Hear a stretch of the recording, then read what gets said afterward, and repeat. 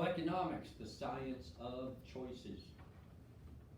We know who makes choices, right? People are fickle. There's all kinds of factors that go into those choices. And yesterday we ended up, I think, with that analogy, comparing choices because they all have what? Consequences. Either big or small, significant or not. Every choice has a consequence, and I think the book's analogy, now that you've read it, a chain, the quality of the chain is determined by the quality of the choices. Just like the quality of our life is determined by the chain, quality of the links, the quality of our life is determined by the quality of our choices. My personal analogy, we use the old people in rocking chairs, right?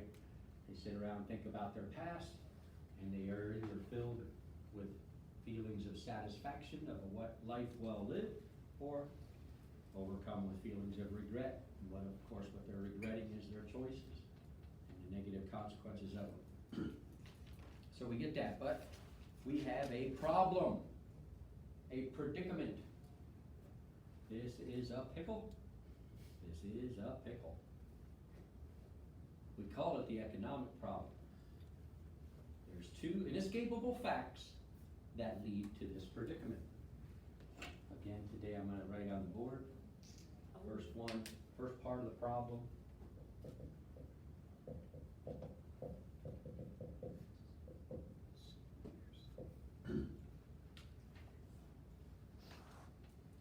Insatiability.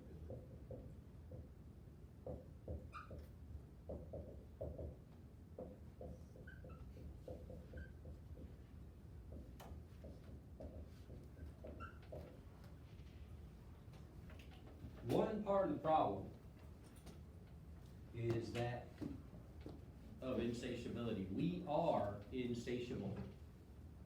That's the way we are. That's kind of our nature. It means we have unlimited wants. There is no end to what we could want or desire. It's kind of the idea of never being satisfied. We've all heard of this, like, and it's true. The more you have, the more you want. Right?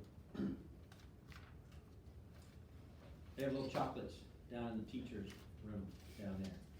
And after lunch, I grabbed one of those chocolates, ate it up, and I didn't need it. I didn't even really want it. I just saw it, okay. Ate the chocolate. Once I ate one, got halfway down the hall, did a U-turn. Went back and got another one. I didn't even want one. Now all of a sudden I want another one, right? I'm insatiable. The more you have, the more you want. We're never quite satisfied. And we know we're not supposed to be that way, but we are, aren't we? Don't judge me. You're the same way. I think of all the possible things we could desire. Now, first of all, we have needs. We have basic needs. All of us need in order to survive. We need food and water and shelter. But if you were to tell me, and I'm sure you're the same way, if you were to tell me, Mr. Keeper, don't worry, your needs will be met. You will have everything you need to stay alive. Well, none of us would be completely satisfied with that, right? Got everything we need. Tell Mr. Keeper, you're going to have all the food that you need to survive. Good. Wait, I got a question. What kind of food? Don't you what kind of want to know? I mean, I like beans, but I don't want just beans for the rest of my life. And I got another question. Is there ice cream? I like ice cream. I love ice cream.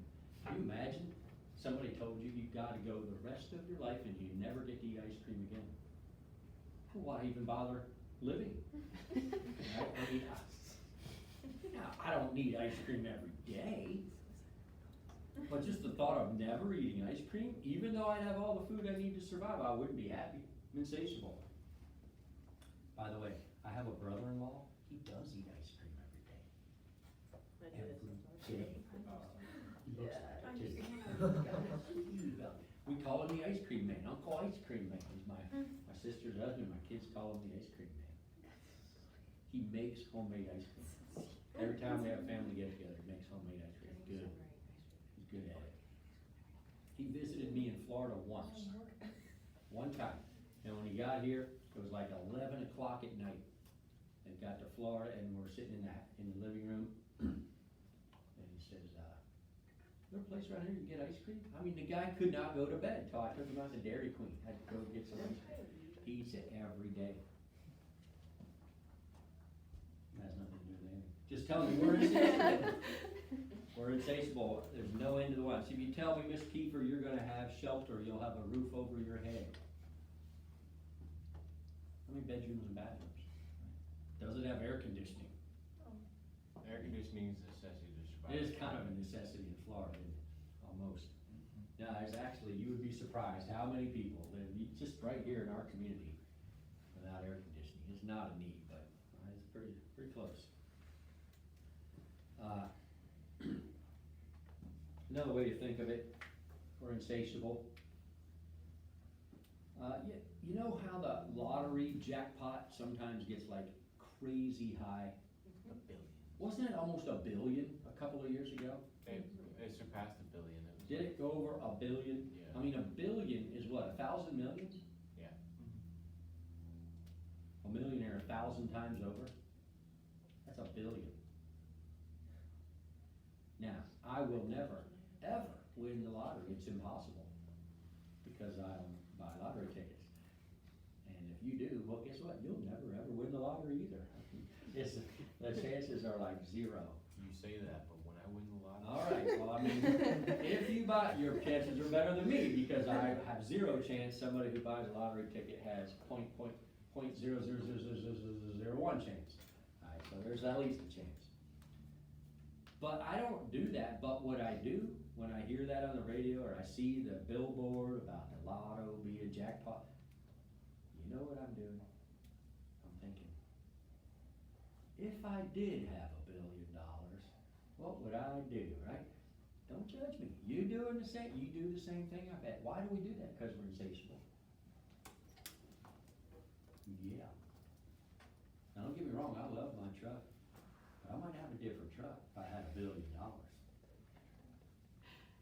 That baseball field, that turf field, top notch. I love that new baseball field. But $1 billion, we're talking Sentinel Dome.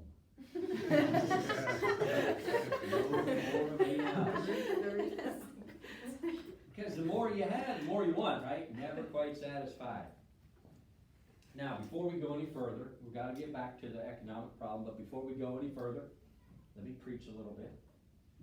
I won't preach every day, but some days I got to preach. All right, so the Bible does have a lot to say about money, or at least a lot to say about our desires for the things money can bring. And it's one of Satan's best traps. Satan uses money to distract us. And he uses it for Christians and non-Christians alike, believers and non-believers. I like money. I do too. And it can be easily an easy distraction, because obviously for an unbeliever, they get distracted by the things of the world like money, and they're chasing that dollar, and then they go through their whole life and they never realize their need for Christ and God's forgiveness, and they die and go into a Christless eternity, right? So Satan wins if he can use that to distract people. But even believers, here we go. My little badge, I got my ticket to heaven and everything else, right? Even as believers, Satan could use it. Now, he can't take away our ticket to heaven, right?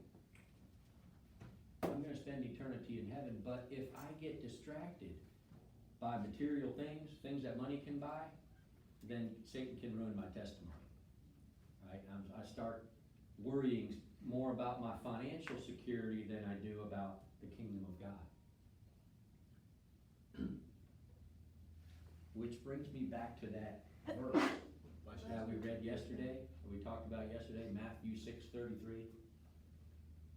Think about those words again. Seek first the kingdom of God and his righteousness, and all these things will be added unto you. These things being the previous verses telling us not to worry about what we're going to wear, where we're going to live. In other words, not to be so insatiable, not to worry. Our needs are going to be met. God just told us right there in Matthew 6:33, I got you covered. If you seek my kingdom, in other words, live righteously, follow my word, think about eternity, not this earth, I'll meet your needs. So I think of it this way. I'm gonna start, I'm looking for my hand up. There it is. I'm gonna start right here. Can't see that on my board. I'm looking at my camera. Still can't see it. There it is. I'm gonna draw a picture. I usually use the entire board, but because I wanna be on my camera. Am I an artist or what? I should be the art teacher. Look at that. You know what that is? That's a line. How'd I do? Pretty good. Pretty good. Alright, now, this end of the line has an arrow on it. So what does that mean? Goes Keeps on. going. It's not ending right there, right? It's just I ran out of board, but it goes rest of the wall, through the wall, across the hall, out the building, and never stops, right? It keeps on going. So this line that I drew, it represents time. Alright? So this end of the line has a beginning. Because time had a beginning. Genesis 1:1. In the beginning. Beginning of what? Beginning of time. So there you go. This is Genesis 1:1 in the beginning of time. But we do know that time won't end. The earth will end. Time won't. Time exists forever. And because we are created in God's image, one of the ways we're created in God's image is we have eternal souls. Just like God's eternal, so are we. So that means that we are going to exist forever. I think you probably thought about this at one point or another, right? We're gonna exist forever. We don't end. Our lives on this earth end, right? These frail human bodies end, right?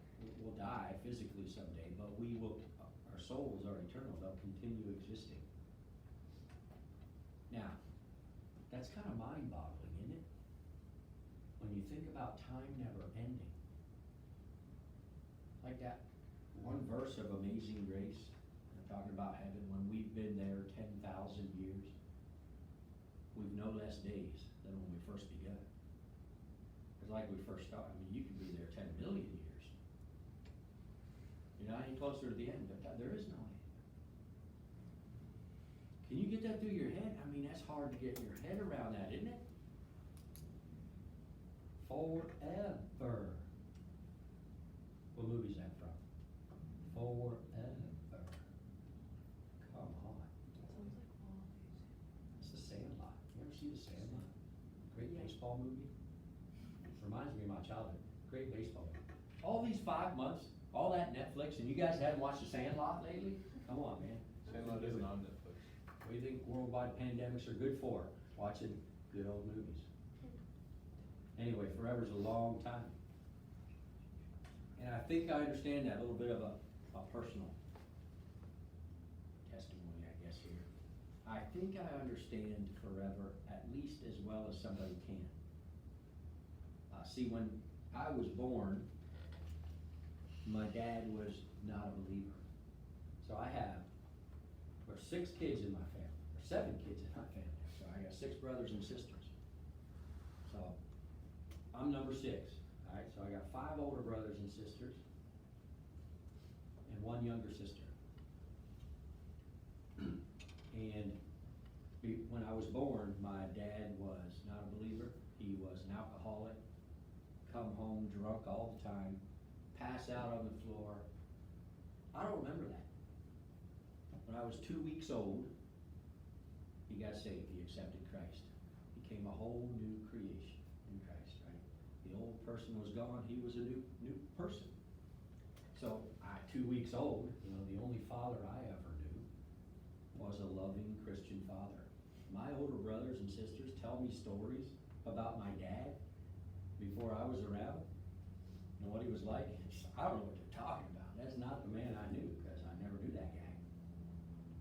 Alright, so it's kind of interesting that way. But anyway, when I was growing up, he is a new believer, kind of enthused about the good news of the gospel. So one of the things he used to do, I think he would instill in me an eternal perspective. The reason I'm telling you this story is because I think that I have an eternal perspective. I think it's kind of why I choose this verse as my life verse. Maybe why I chose to do what I've done with my life for the last 35 years. See, when I was a little guy, for whatever reason, I don't know, maybe you have to ask your science teacher. Where I lived, there was a lot of sonic booms. Like when an airplane breaks the sound barrier, there's like this big crack. And the pictures on the wall shake a little bit, you know. Well, whenever that would happen, he would tell me, little toddler, he'd tell me to go outside and see if that was Jesus returning. I'd run outside, look around. No, I don't see him, no sign of him anywhere. Go back in and report to my dad, it wasn't him. Alright, so, whatever. Well, that's just one little way. I think he instilled in me an eternal perspective. So that's what I mean. As best as anybody can, I think I get forever. And it should influence our decisions. That's the point I'm gonna get to in a minute. Now, time out, just to mess with your mind. This side has a beginning, right? Because time had a beginning. What if it didn't? What if I went like that? What would that mean? Forever. Past. Well, before Genesis 1:1, what was there? God. That's it. God. God did not begin. Can you get your brain around that? Nope. Like I said, I think I get eternity future. I can't even begin to understand God not having a beginning. Are you kidding me? You should watch, there's a movie that they like developed a different, theory of time where it all works in a circle. It's pretty interesting. I like stuff like that. What's the name of it? It's an alien movie. It's, I don't like aliens. Have you ever seen the Da Vinci Code? Yeah, Yeah. kind of interesting way to look at things. But anyway, in truth, in reality, not movies, right? God always existed. I mean, I started, you started. We won't end, but we started. The world began, right? Genesis 1:1. God never started. He was here a long time, wasn't he? Go back 10 billion years. He was here, and there's no beginning. I can't get my brain around it. It hurts my head. I know the first question I want to ask God when I get to heaven and I see him, I'm going to say, what were you doing that whole time? But I think he knows, I think I already know his answer. He's probably going to say, when would you rather I started? I mean, if we move it back 10 billion years, and that's Genesis 1:1, does it make any difference? No, not if you don't have a beginning like that. So I can't deal with that, so I'm not. It's my board, I'm erasing it. Right?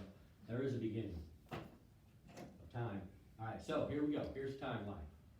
Human history, right? Genesis 1:1, Adam and Eve, all that good stuff. All right, Noah, there he comes. The flood destroys the earth. All right, Moses, you see that in the back? Moses. Jesus was born. Your birthday. I'll make it a little bigger. There's your birthday on the timeline.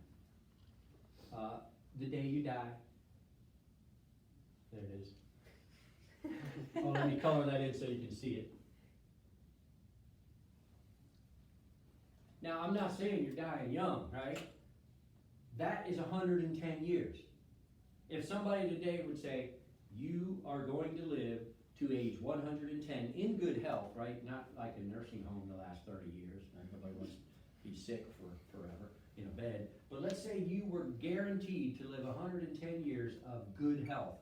Would you take that deal? I think I'd take that deal. Trust me, when you get to be my age, that sounds pretty good. All right? If I could live that long in good health, like I said, like my dream is to like be throwing batting practice when I finally drop dead. I drop dead while throwing batting practice at 110, I'll be dying a happy man right there. Cause if I'm in good enough health to throw batting practice, that's good, right? So that's a long, healthy life. Well, that's just a speck of time, isn't it? That's not very much. So obviously my point here, getting the point of my sermon, is you gonna be there a lot longer than you're here. No matter how long you live, no matter how you cut it, you're gonna be there a lot longer than you're here. So where's there? Well, it's eternity. And according to God's word, there's only two options. There's forever, in a very real place with God called heaven, or forever in a very real place of torment and suffering apart from God. We call that hell. There is no door number 3. And we don't get to opt out. Choose neither. No, because we're created in God's image. We're going to spend eternity somewhere. So, here's what we foolishly do. Going back to Matthew 6:33, he tells us, seek first the kingdom of God. In other words, live with an eternal perspective. Think in terms of eternity, not just this life. Seek first the kingdom of God and live righteously during your time here on earth. And everything you need on this earth, all your needs will be met. All right, but you know what we do? We drive a hard bargain. We want a bargain. Off on another tangent here. Anybody know what I mean when I say the Beverly Hillbillies? Yes. All right, it's an old TV show from the 60s. I think they actually made a movie about it a long time ago, but it's an old television show from the 60s. It used to be a prime time show when I was a little kid, and sometimes it's rerun on these different channels. It's a pretty funny show. But for those of you who don't know what I'm talking about, there's these hillbillies from the hills of Tennessee, and they strike oil on their land, and they become overnight multimillionaires. All right, from people live in a shack, backwoods, hillbillies, redneck Tennessee people, and all of a sudden, they're multimillionaires. So they pack up their truck and they move from Tennessee to Beverly Hills, California, the richest neighborhood in America, and they live in a big mansion. And that's a sitcom, right? It's kind of funny because they don't know how to be wealthy people in Beverly Hills, and they're just, they have a swimming pool out back and they don't know what it's for. Right? They call it the cement pond. They put fish in it and stuff, because they don't know you're supposed to swim in it. They're hillbillies. So it's all kind of stuff like that. It's kind of funny. All right, well, my favorite character is Granny. She's the grandma. And she's real feisty. Right, and on one episode, there's like a traveling salesman, a door-to-door salesman comes knocking on the door. And she answers the door in Beverly Hills. I mean, if you're a door-to-door salesman, Beverly Hills would be a good place to do it, right? Everybody's a millionaire. And he's selling cookware, pots and pans, whatever. Well, Granny, she cooks for the family, so she wants to see what he has. So he comes in and he shows it all to her, and you can tell, the funny show, she's impressed. She wants to know how much, right? So at the end of the sales pitch, he says, well, you get these pieces for this much, and then we'll add these extra pieces if you pay this amount, and then for all of it, you gotta pay this amount. And I don't remember the numbers, but let's just say it was $200 for the whole thing, everything for $200. So that's what Granny wants to know. How much for everything? The guy goes, well, $200. And Granny thinks about it. She's feisty. Nobody's gonna rip her off. She says, how about 300? The guy says, no, you don't understand. You get it all for 200. Oh, now she's really mad. She's gonna dig in her heels. You're not gonna take advantage of her. She says, okay. 400, but that's my final offer. Yes, okay. All right, so she gets it all for $400. He leaves. She's like, told him, didn't she? She doesn't get it. She's not very good at this bartering stuff, is she? Well, that's the way I think sometimes we are. We'll look at God and say, look, I got my ticket to heaven. I believe in Jesus. I know I'm going to spend eternity in heaven, so God, stay off my back. This is my life. This is my money. I will determine what my standard of living is here on earth. And God, when I die and get to heaven, then it's up to you. Then you're in charge. And God's like, he's looking at us like we're granny. He's saying, no, don't you get it? He says, I want this. You give me this speck. It's next to no time. You worry about eternity. That's what he's telling us. I'm going to give you eternity. What is Matthew, earlier in Matthew 6, it tells us, don't store up treasures on earth, because you can't take it with you. Store up treasures in heaven that will last forever. That's what that's what he's telling us. I'll determine your standard of living here. You give me your life. I bought and paid for it with my blood, my life. I conquered your sin. This is mine. Your life is mine. That's what God says. Give it to me. All your talents, all your abilities, all your time. I'll take care of your needs. That's Matthew 6:33. You'll have everything you need. And by the way, we have to admit, do we have everything we need? Yeah. No time out again here. As Americans, right now in the year 2020, sitting here at ECS in a private school, do you understand that you are among the top 1/10 of 1% of the wealthiest people that have ever lived on earth throughout human history?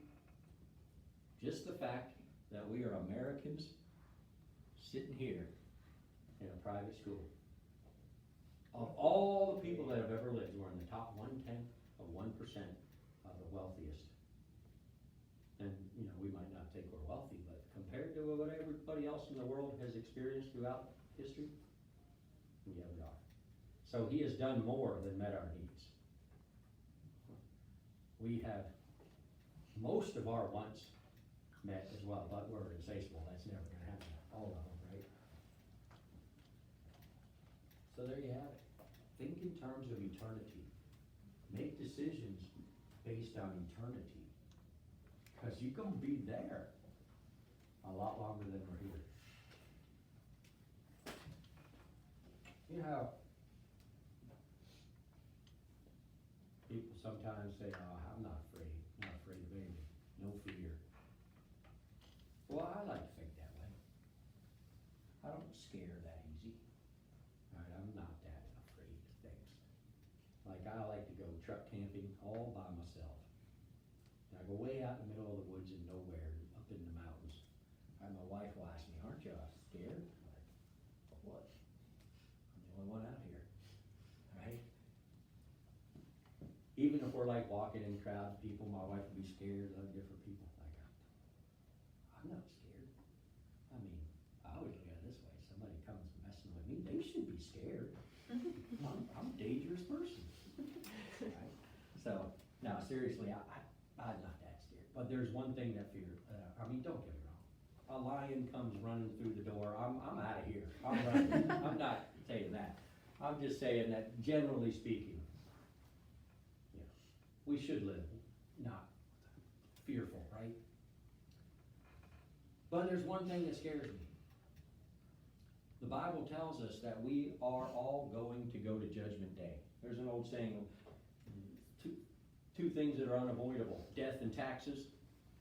Well, I say there's three things, death, taxes, and Judgment Day.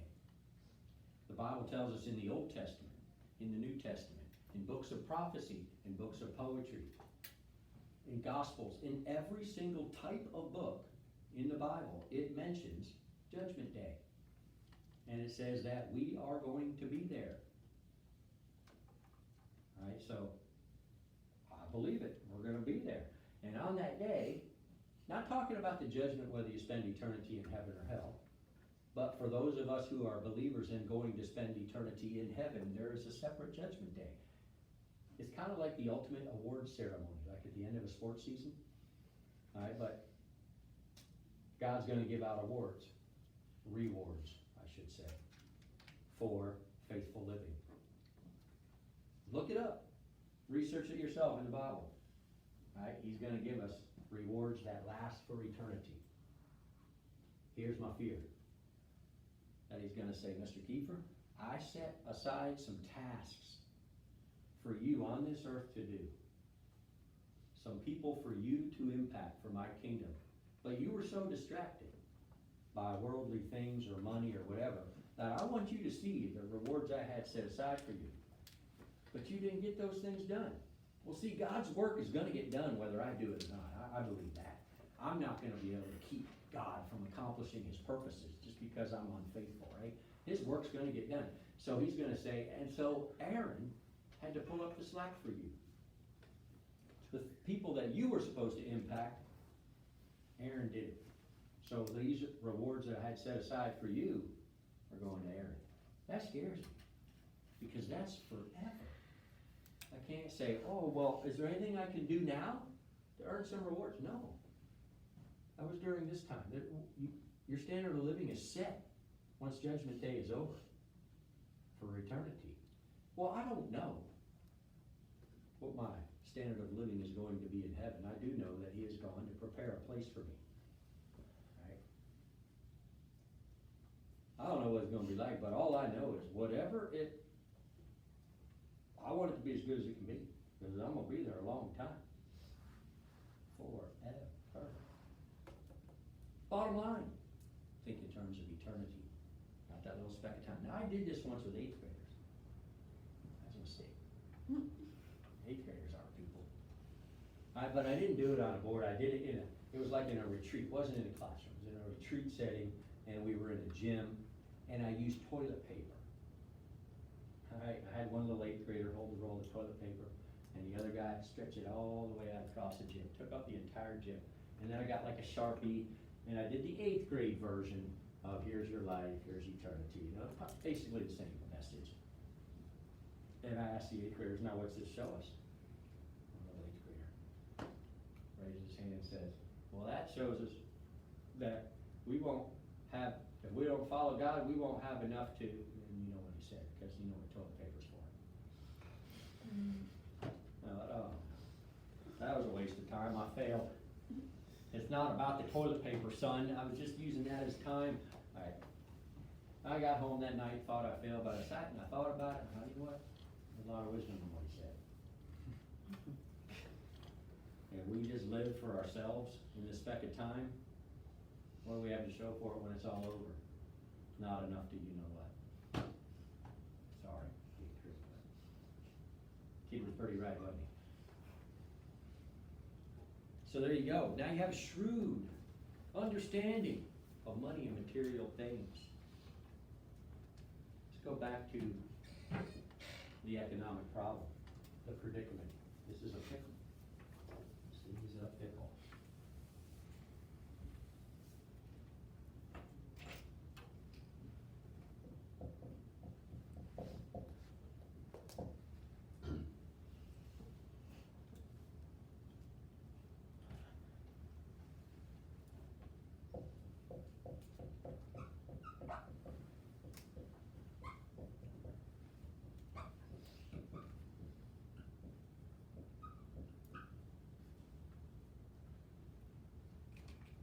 The rest of the problem is scarcity.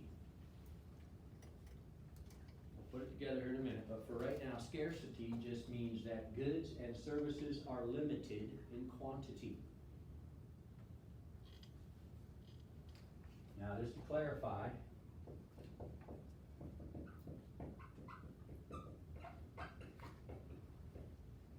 usually when we use the word scarcity, we are saying that something is in short supply. That is not what scarcity means to an economist. Scarcity simply means there is a limit to it, whatever it is, whatever you're talking about.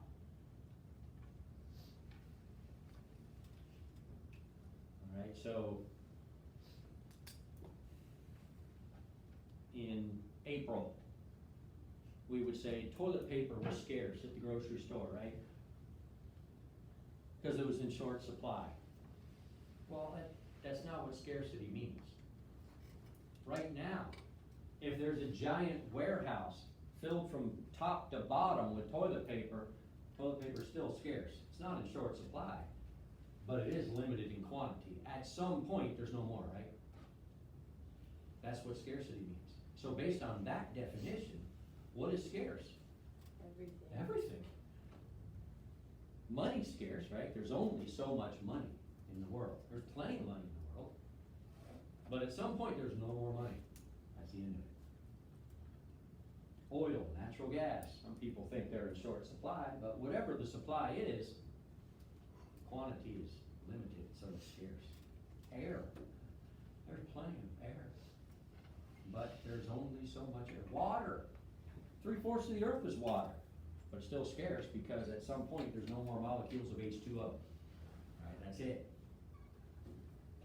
So based on this definition, do you understand what I mean? Everything is scarce. Alright, now watch this. This is a problem.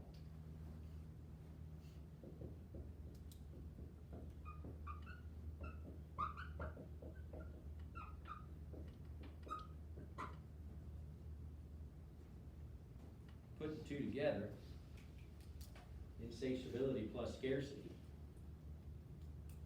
There's no end to what we want, but everything is limited in quantity, so therefore we are forced to make a choice, and that's what economics is all about. Insatiability plus scarcity equals choices.